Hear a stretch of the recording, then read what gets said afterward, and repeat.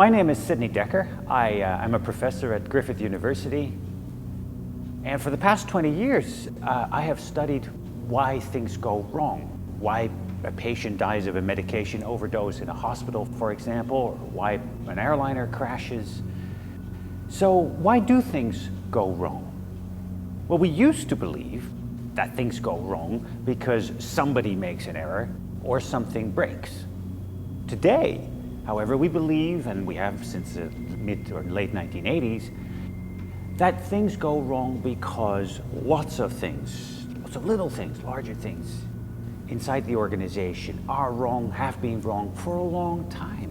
These are things related to procedures, culture, design of equipment, supervision, work practices, and all these things can combine to create the potential for an accident. Now, this has been an extraordinarily empowering idea. It has shifted the focus upstream to the systems surrounding the work that people do. We now expect organizations to have vast systems in place that are all supposed to look for these holes, these little wrongs, and fix them before they can combine to create trouble. The risk becomes that we invest in safety work that focuses on the higher frequency but lower consequence events, such as people not wearing their safety glasses or having their coffee in a cup without a lid on it, and that we then mistake low counts on those things as a statement of the general safety health of the process or operation as a whole. So we used to know that we were safe if we had competent managers and people at the sharp end who knew what they were doing. How do we know whether we're safe today? We have the paperwork to show that we are. And then we blow stuff up. How did we end up here? Here's how. We still see people as the problem. We believe that as long as we have great systems in place and that people conform and stay within the narrow bandwidth that we have assigned to them, things will be okay. But this is an illusion, and it is increasingly a dead end. People are not the problem we need to control. People are the solution that we should harness. I don't believe that things go wrong because things go wrong. That's a tautology. It's saying the same thing twice. I believe things sometimes go wrong because they usually go right.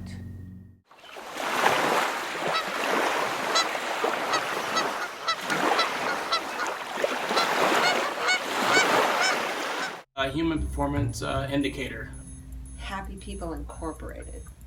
I'm not where the company's working to get rid of human error or reduce. Something that could be identified to actually stop those errors from happening ahead of time. I think it's Human Performance Initiative. Because if you're happy, then your human performance is great. Human performance improvement. Human performance improvement. The first thing we must understand about human performance is, as humans, we are naturally flawed.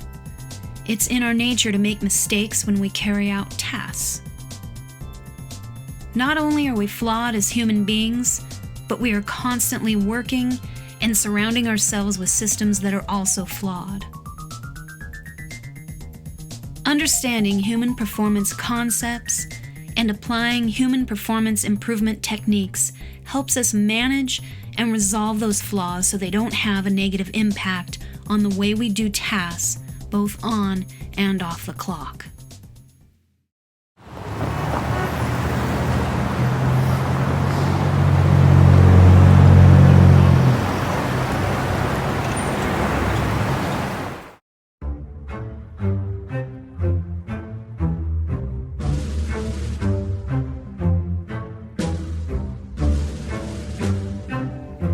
In order to understand why we have HPI now, we must go back, way back to the early 20th century. The Industrial Revolution came into full swing right around 1911, when a guy by the name of Frederick Taylor published a well-known book called the principles of scientific management. Taylor, throughout his years of observing work being performed, pointed out several inefficiencies throughout industry. He said the way for a business to get the best out of human effort was to split the work between two groups: the doers and the thinkers.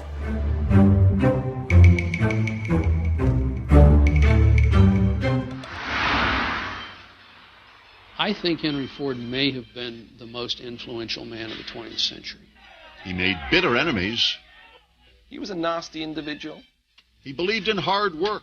Yes, indeed. The young man makes up his mind to work. There's no limit to what he can do. And he demanded hard work. Henry Ford, another well-known figure during the early 20th century, took Frederick Taylor's advice and rolled out the assembly line for the Model T. This revolutionized the entire American labor force. Before this, it took days to build one car. After the assembly line was in full swing and streamlined, production time was greatly reduced and less manpower was required.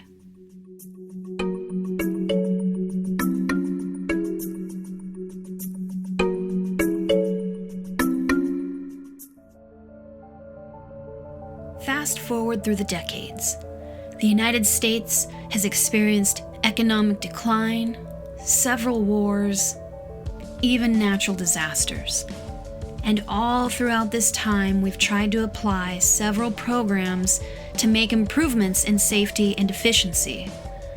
Some of the names of these programs include TQM, ISD, ISM, and OD. Now we have HPI. To some, it's just another industry acronym. However, they all have one very common goal: to diagnose and treat the gap between the actual and desired level of performance. HPI is unique because it not only reminds us that we need to consider our own human nature and the flawed systems and work environments we place ourselves in, but it takes it one step further by giving the modern worker a tool belt of simple yet proven techniques to help set up a barrier from errors and flaws, and how to recognize them and later on, how to fix them.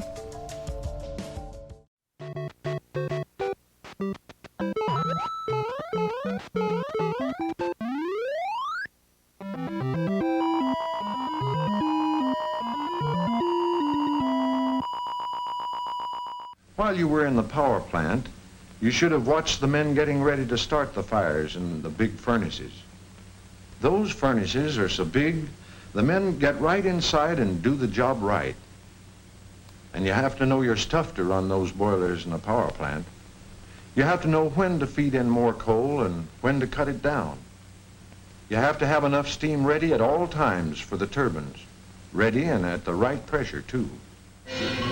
But a lineman needs more than skill to do his job. After a little practice, the boys learn to handle the live wires with tools that are built into the end of long sticks. Human performance should strongly be taken into consideration when it comes to working in high-performing, high-risk industries like our own, where human error leads to significant events. Some of these industries include transportation, healthcare, energy, and even military. The tools and concepts were originally rolled out by those in the nuclear industry. Others quickly caught on and adopted HPI with the help of the Department of Energy. Human performance tools and concepts can be applied to roles of all kinds: scientists, computer programmers, and engineers, just to name a few.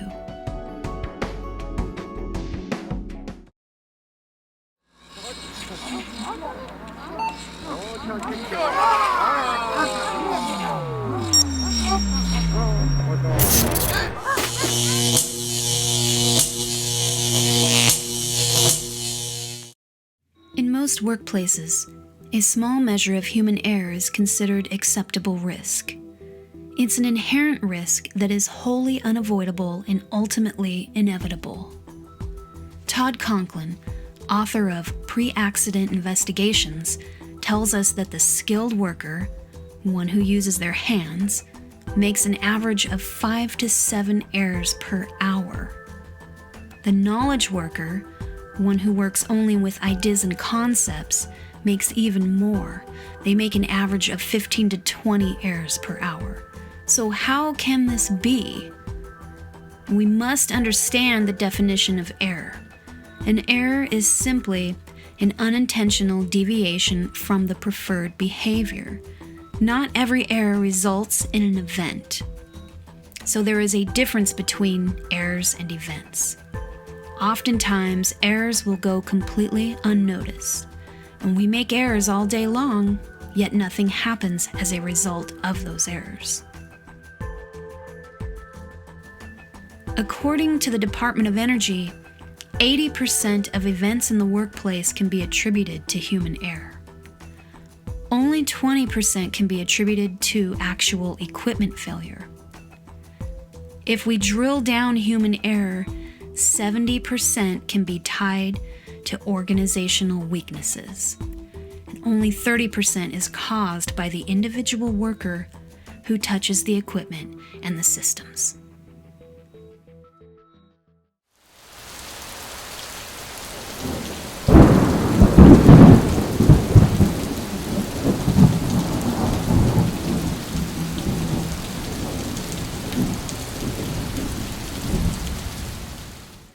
Organizational weaknesses are often the cause of human error, and these are the things that have been hiding in our processes possibly since the beginning of the process. Not only do they lie dormant deep within our processes, but they can also be found within our own organizational values, like our shared beliefs, the attitudes we carry, what we consider the norm to be, and the assumptions we make on a daily basis. These are known as latent organizational weaknesses. In other words, it doesn't always have to be a written rule or a process. It's the way we've been doing tasks. It's the culture we've created for ourselves.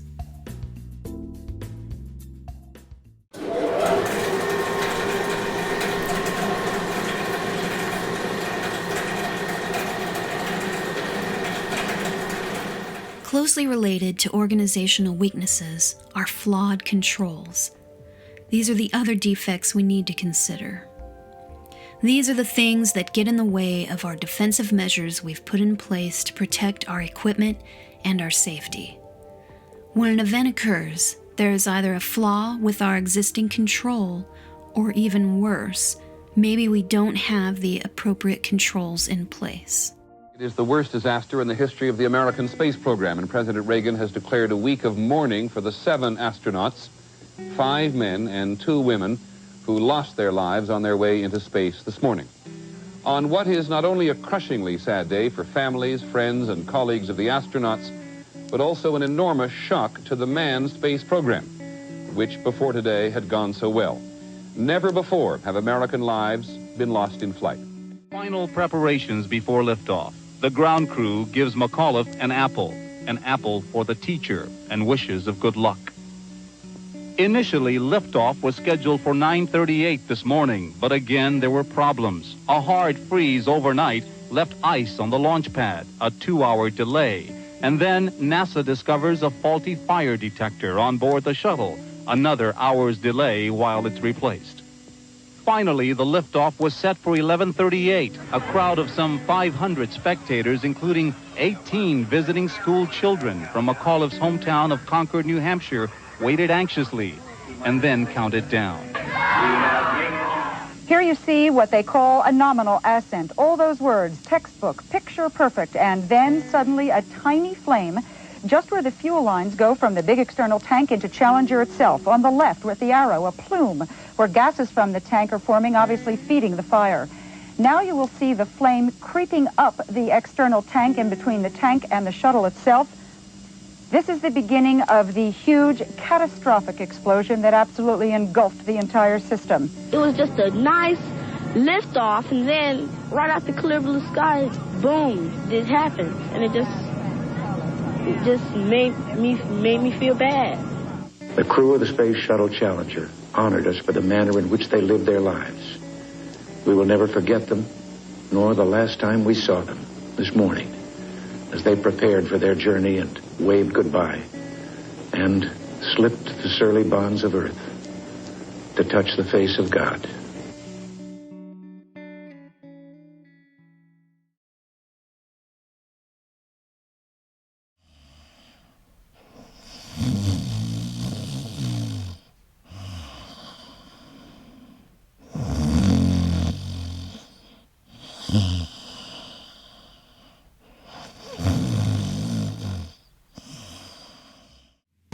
Error precursors are defined by the Department of Energy as unfavorable prior conditions at the job site that increase the probability for error during a specific task. Error precursors are numerous and often inevitable. These can include time pressure, high workload, interruptions, distractions, fatigue, unfamiliarity, stress, mental shortcuts, and complacency. Error precursors can happen in multiples, and when they are aligned at the right time and the right place, an event can occur. So combine error precursors, organizational weaknesses, and flawed controls, and you've got an error-likely situation on your hands.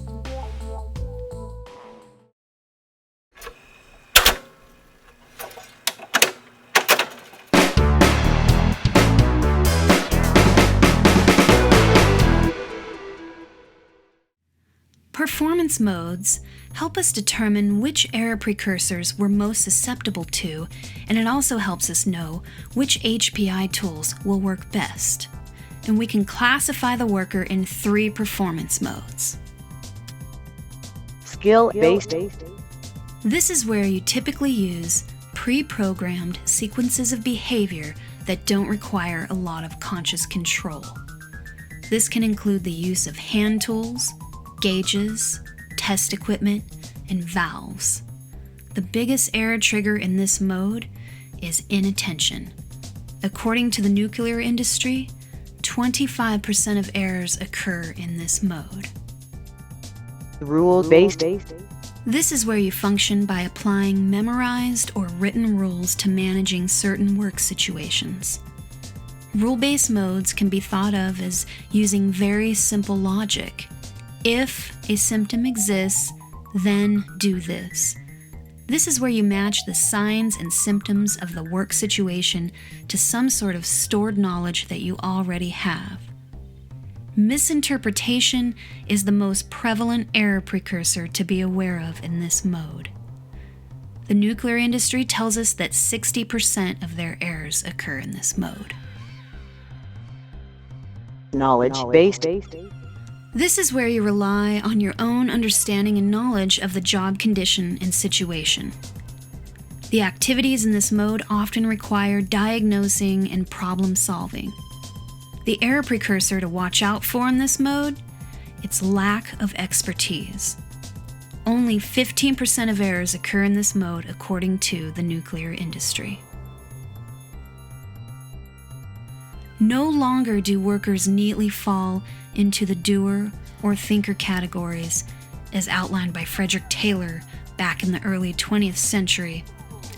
Workers actually float in and out of all 3 performance modes during any given day while performing tasks.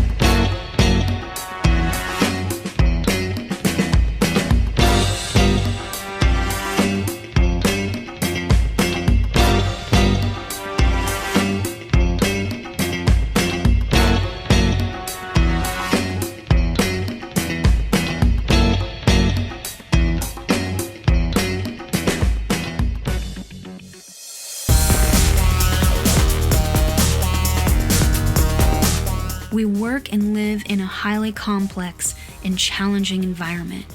Knowing the basic concepts and the principles of human performance and utilizing a variety of HPI tools will help us with some of these challenges.